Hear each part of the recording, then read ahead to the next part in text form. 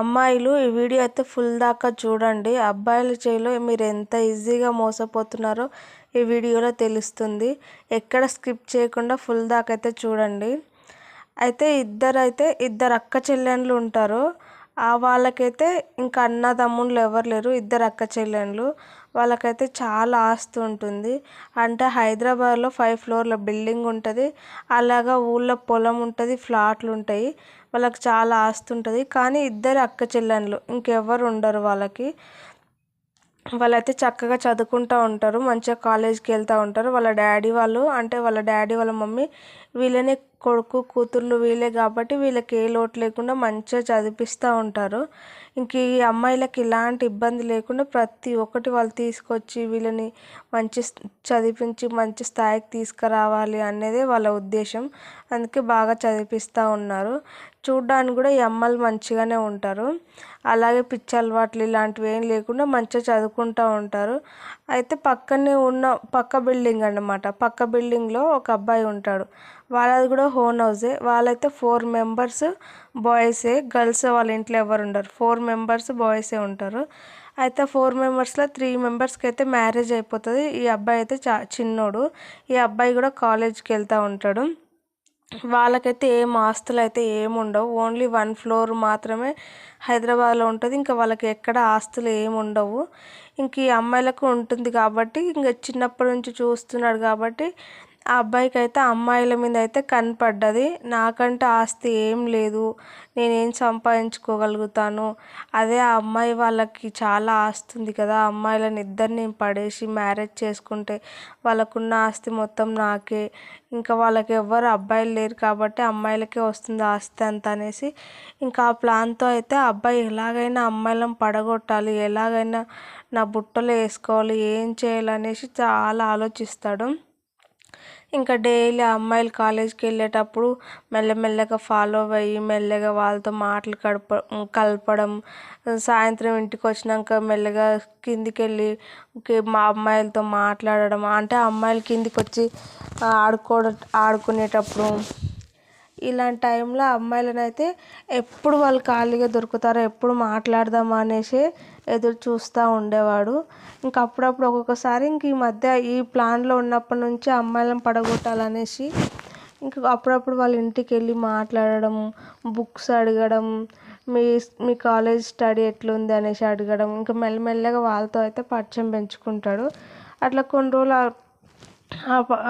వాళ్ళ పరిచయం కొంచెం ఇంకా ముందుకు వెళ్తుంది. ఇంకా వీళ్ళ అమ్మ నాన్న వాళ్ళ అమ్మ నాన్న కూడా పెద్దగా పట్టించుకునే వాళ్ళు కాదు. ఎందుకంటే పక్క ఇల్లే కాబట్టి మామూలుగా మాట్లాడుకుంటారులే అనేసి వదిలేసేవాళ్ళు. అంటే వీళ్ళు కూడా నార్మల్గా మాట్లాడుకునే వాళ్ళు కాబట్టి ఇక కొన్ని రోజులు అయితే అట్లా వదిలేస్తారు. ఇంకొంచెం ముందుకెళ్ళి ఇంకా ఇంకా ఇంకా కొంచెం కాస్త క్లోజ్ అయిపోతారు వాళ్ళు. క్లోజ్ అయిపోయిన ఫోన్ నెంబర్స్ తీసుకొని ఫోన్ నెంబర్స్లో మాట్లాడుకోవడం, ఇన్స్టాలో మెసేజ్ చేసుకోవడం, ఇలాంటివి అయితే చేస్తూ ఉండేవాళ్ళు. అయితే కొన్ని రోజులకు ఈ అబ్బాయి అయితే ఇంకెలాగైనా ప్రపోజ్ చేయాలి ఈ అమ్మాయికి అనేసి ఆ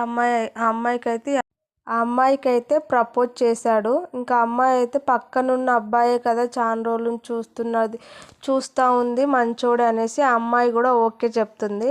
అట్లా కొన్ని రోజులు అయితే వీళ్ళిద్దరు గడిచిపోతుంది. వీళ్ళిద్దరు అయితే లవ్ చేసుకుంటూ ఉంటారు. కొన్ని రోజులు అయితే గడిచిపోతుంది.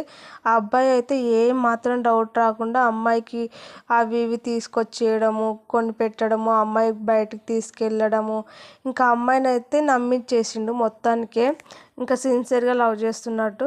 అంటే ఈ అబ్బాయి కూడా ఆ అమ్మాయిని వాళ్ళని మోసం చేయాలి అనుకోవట్లేదు. కేవలం ఆస్తి కోసం పెళ్లి చేసుకోవాలి, ఆస్తి నాకు దక్కుతుంది అనే ఈ భ్రమలోనే బతికేస్తూ అమ్మాయిలను అయితే నమ్మిస్తున్నాడు సిన్సియర్గా లవ్ చేస్తున్నట్టు. ఇంకా ఆ అమ్మాయి అయితే ఇంకా నమ్మేసి ఇంకా అమ్మాయి అయితే ప్రతిదీ ఇంక ఈ అబ్బాయితో షేర్ చేసుకోవడం, అన్నీ చెప్పడము, వాళ్ళ ఇంటి పర్సనల్ అన్నీ ఈ అబ్బాయితో మాట్లాడడం, చెప్పడం, ఇంకా అన్నీ ఇట్లా చేసుకునేది. ఇంకా ఆ అబ్బాయి ఇంకొక రోజు అయితే మామూలుగా ఇక అబ్బాయి బర్త్డే రోజు అయితే నాకు గిఫ్ట్ అది ఇది అనేసి పనికి మళ్ళీ మాటలు చెప్పి అయితే ఇంక ఇప్పుడైతే కొన్ని రూమ్స్ అయితే ఉన్నాయి. ఆ రూమ్ పేరు నేను చెప్పాలనుకోవట్లేదు, అందరికీ తెలిసిందే. ఆ పనికి మళ్ళీ రూమ్లు బుక్ చేసుకొని ఇంకా ఆ రూమ్లలోకి వెళ్ళి పిచ్చి పిచ్చి పనులు చేసేయడము, ఇంకా పనికి మళ్ళీ సమస్యలు తెచ్చుకొని పెట్టుకోవడం అయింది. అయితే ఆ రూమ్కి ఇక అప్పుడప్పుడు వెళ్ళి ఆ రూమ్కి బుక్ చేసుకొని ఆ రూమ్లలోకి వెళ్ళేసి పనికి మళ్ళీ పనులు చేసి మళ్ళీ ఏ మెరుగని నంగనాచిలాగా మళ్ళీ ఇంటికి వచ్చేవాళ్ళు. అట్లా అయితే కొన్ని రోజులు గడిచిపోయింది.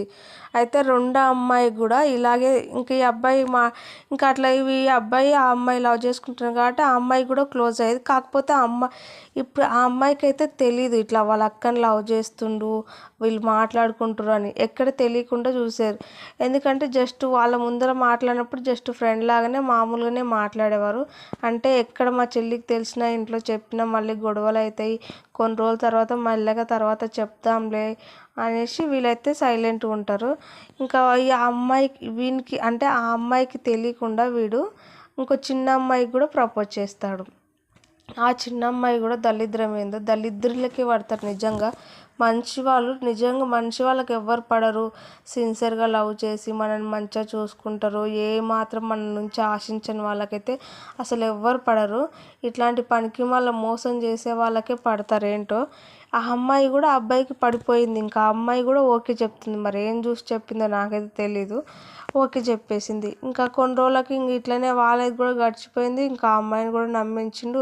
ఇంకా సినిమాలకని షికార్లకని పార్కులకని ఇంకా వీళ్ళు ఎంజాయ్ ఇష్టం వచ్చినట్టు తిరిగేవాళ్ళు. ఇంకా అట్లా కొన్ని రోజుల తర్వాత ఈ అమ్మాయిని కూడా రూమ్కి తీసుకుపోవడం స్టార్ట్ చేసిండు. ఆ పనికి మళ్ళీ రూమ్లోకి తీసుకుపోవడము, ఇంకా పనికి మళ్ళీ పనులు చేయడం. అయితే ఒకరోజు అయితే పెద్ద అమ్మాయికి అయితే ప్రెగ్నెన్సీ అయితే వచ్చింది. ఆ ప్రెగ్నెన్సీ వస్తే ఆ అమ్మాయి అయితే టెస్ట్ చేసుకొని అయితే కన్ఫర్మ్ అనుకున్నాక ఇంకా అబ్బాయికి అయితే చెప్పింది, ఇట్లా ప్రెగ్నెన్సీ వచ్చింది, ఏం చేయాలి, నాకు భయం అవుతుంది, అసలు ఏం అర్థం అవ్వట్లేదు, నువ్వు ఇట్లా చేసినావు అట్లా చేసినావు అని ఇంక ఈ అమ్మాయి అయితే గొడవపడి కొంచెం ఏడ్చి గోల చేస్తుంది ఇంకా ఆ అబ్బాయితోటి. అట్లా చేస్తే నువ్వేం టెన్షన్ పడకు, నువ్వేం బాధపడకు, నేను ఉన్నాను, నేను మ్యారేజ్ చేసుకుంటాను, మన ఇంట్లో మాట్లాడదాము, మీ అమ్మ వాళ్ళతో మా అమ్మ వాళ్ళతో మాట్లాడి ఖచ్చితంగా మ్యారేజ్ చేసుకుందాము అంటాడు. వీనికి కావాల్సింది కూడా అదే, మ్యారేజ్ చేసుకోవడం. ఇంకా అమ్మాయి అయితే పొంగి పొర్లిపోతానమాట, నన్ను మోసం చేయట్లేదు, మ్యారేజ్ చేసుకోవాలనుకుంటున్నాడు అనేసి ఇంకా హ్యాపీగా ఫీల్ అయిపోయి ఇంకా వాళ్ళ అమ్మ వాళ్ళతో మాట్లాడాలి అనుకుంటారు. అయితే ఇంత లోపలే డైరెక్ట్గా ఎందుకు చెల్లె సహాయం తీసుకుందాం అనేసి వాళ్ళ చెల్లి దగ్గరికి వెళ్ళి వాళ్ళ చెల్లితో అయితే చెప్తుంది, ఇలా చెల్లి నేను ఒక అబ్బాయిని లవ్ చేస్తున్నాను, మన ఇంటికి వస్తాడు కదా ఆ అబ్బాయి పేరు చెప్తుంది. నేను లవ్ చేస్తున్నాను, మేమిద్దరం కలిసి చాలా రోజుల నుంచి లవ్ చేసుకుంటున్నాం, ఒకరికొకరు ఇష్టం, చాలా అబ్బాయి కూడా ఇష్టం, అమ్మ నాన్నతో చెప్పాలి అనుకుంటున్నాను, ప్లీజ్ నువ్వు సపోర్ట్ చేయి, కొంచెం నాకు సహాయం చేయి చెల్లి ప్లీజ్, నేను ఇప్పుడు నాకు ప్రెగ్నెంట్ వచ్చింది, ప్లీజ్ సహాయం చేయను వాళ్ళ చెల్లిని అయితే రిక్వెస్ట్ చేస్తూ ఉంటుంది. ఇంకా అమ్మాయి ఫీజులు ఎగిరిపోయినాయి, అసలు మైండ్ అంత దిమ్మ తిరిగిపోయింది. ఇంకా అమ్మాయికి ఏం చేయాలో అర్థం కాలేదు. ఇంకా పిచ్చిదానిలాగా చూసేసింది కాసేపు ఏం అసలు అర్థం కాక మాట కూడా రాలే నోట్లో నుంచి. ఆ తర్వాత ఆ అమ్మాయి కూడా చెప్తుంది, అక్క వాడు పెద్ద మోసగాడు అక్క, వేస్ట్ వాడుక వాడు, అలాంటి పెద్ద దళిద్రుడు ఉన్నాడు వాడు, నాకు తెలియదు అక్క, నాకు కూడా ఇలాగే చెప్పి నువ్వంటే నాకు ఇష్టం, నువ్వు లేకుంటే నేను లేను, నువ్వంటే నేను చాలా ఇష్టపడుతున్నాను నిన్ను, అది ఇది అని నన్ను నమ్మించి నన్ను కూడా సేమ్ నీలాగానే అక్క నాకు కూడా ప్రపోజ్ చేసిండు, నాకు తెలియదు అక్క నేను లవ్ చేస్తున్నట్టు, అందుకే నేను ఓకే చెప్పాను, ఇంకా నన్ను కూడా రూమ్కి తీసుకెళ్ళాడు, ఇట్లా చేశాడు అక్క అనేసి అమ్మాయి అయితే ఏడుస్తూ ఉంటుంది. అక్క ఇప్పుడు నాకు కూడా ప్రెగ్నెన్సీ వచ్చింది అక్క, ఇప్పుడు నేను ఏం చేయాలి, నేను అదే అబ్బాయికి చెప్దాం అనుకుంటున్నాను, ఇంత లోపలే నువ్వు చెప్పినావు నాకు అంటే అవును అనేసి వాళ్ళిద్దరు అయితే ఒకరినొకరు పట్టుకొని ఏడుస్తూ ఉంటారు. అసలు ఏం చేయాలనో ఎవరికి చెప్పాలో ఇంకా అర్థం కాదు. వాడు మనని ఇంత మోసం చేసిండు ఆ వేస్ట్ వాడు అనేసి ఇంకా తిట్టుకొని వానైతే పిలిపిస్తారు.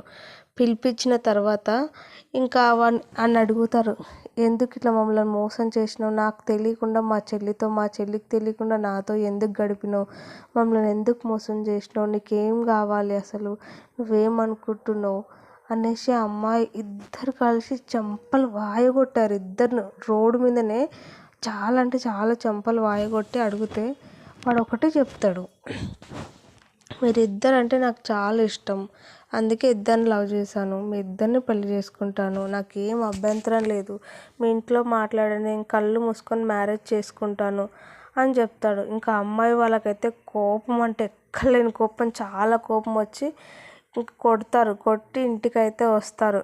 ఇంకెలా నీకు మాకు ఎట్లాంటి సంబంధం లేదు, ఇంకొకసారి మాకు ఫోన్ చేసినా మా దగ్గరికి వచ్చిన మంచి మర్యాద ఉండదు అనేసి ఇంకా అబ్బాయికి అయితే వార్నింగ్ ఇచ్చేసి వెళ్ళిపోతారు. ఇంటికి వెళ్ళిపోయి ఏం చేయాలి అని బాగా ఆలోచిస్తూ ఉంటారు.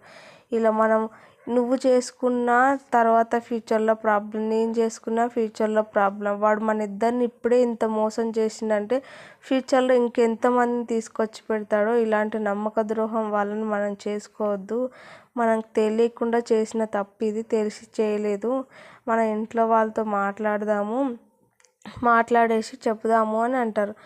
అంటే వాళ్ళ అక్క అంటుంది, వద్దు, ఇంట్లో చెప్తే మన అమ్మ వాళ్ళ తల ఎక్కడ పెట్టుకోలేరు, మన మీద ఎంతో నమ్మకం పెట్టుకున్నారు, మనం నమ్మక ద్రోహం చేసిన వాళ్ళు అవుతాము, ఇది మనమే సాల్వ్ చేసుకుందాము, వాడిని ఇంకా రానియద్దు, మన జోలికి రావద్దు, మనం వాళ్ళ జోలికి పోవద్దు, మన వల్ల మన అమ్మ నాన్న ఎందుకు బాధపడాలి అనేసి వాళ్ళిద్దరైతే ఆలోచించి డాక్టర్ దగ్గరికి వెళ్ళి జరిగిందంతా డాక్టర్ చెప్పి కాళ్ళ మీద పడి ఏడుస్తారు.